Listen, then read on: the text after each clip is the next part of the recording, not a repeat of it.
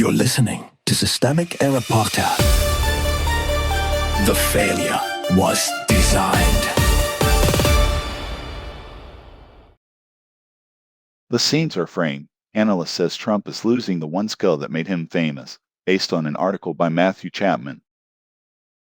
Trump's show is failing, and the rot is visible. The source of the story, Sarah Jones's argument, is simple enough. Trump used to sell himself as a spectacle machine, and the machinery is breaking down. The great American state fair turned into a catalog of failure: fake triumphal arch leaking pus-colored sludge, a robot dog flailing in mud, an algae-choked reflecting pool, a stage piece that nearly hit dancers, and an indictment aimed at an Olympian over a pool liner. The point is not the embarrassment. The point is that the performance no longer hides the operation underneath it. Spectacle was the cover. Trump's political power has never come from governance competence. It has come from controlling attention, staging dominance, and laundering corruption through entertainment. The source gets this right.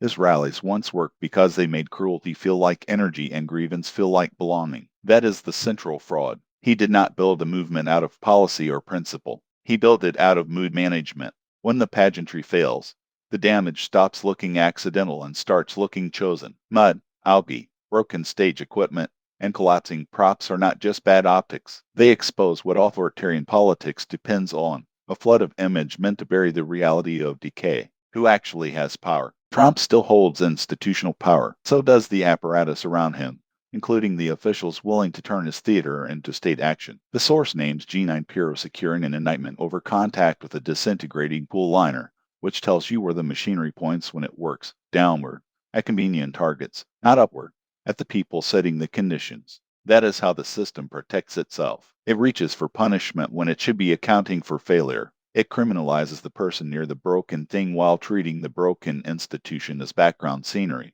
That is not confusion. It is discipline. The misdirection is the point. The article's framing is strongest when it stops treating this as a personality story and starts treating it as a political exposure. MAGA without spectacle is not merely less entertaining. It is less defensible. Once the golden paint flakes off, the movement looks like what it is: corruption wrapped in kitsch, cruelty packaged as belonging, and incompetence mistaken for strength.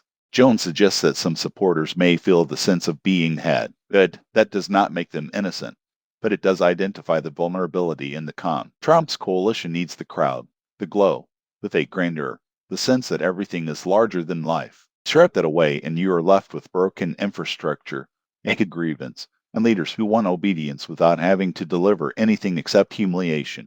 Not a crisis of style. It would be a mistake to treat this as a problem of aesthetics. The style was the method. The absurdity was the camouflage. Trump's politics always depended on making abuse look like fun and making degradation look like pageantry. The mob laughed, and while it laughed, he normalized the far-right politics underneath the joke. That is why the collapse of the show matters. It makes corruption harder to aestheticize. It makes cruelty harder to mistake for charisma. It makes the movement's actual content more visible: resentment managed by spectacle, and spectacle used to cover institutional vandalism. The system behind the curtain. The deeper pattern here is not that Trump's brand is aging badly. It is that authoritarian politics requires constant production of illusion, because once the illusion thins, the underlying project looks exactly like what it is: self-dealing, scapegoating, and state power turned into stagecraft. The fair disaster is only the least of it, because the larger disaster is the governing model itself. When the props collapse,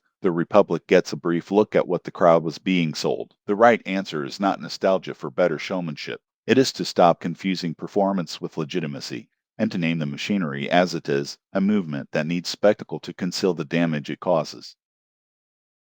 You've been listening to Systemic Care. Thanks to Raw Story for today's article, with the automated voice of Joe. Thanks for listening.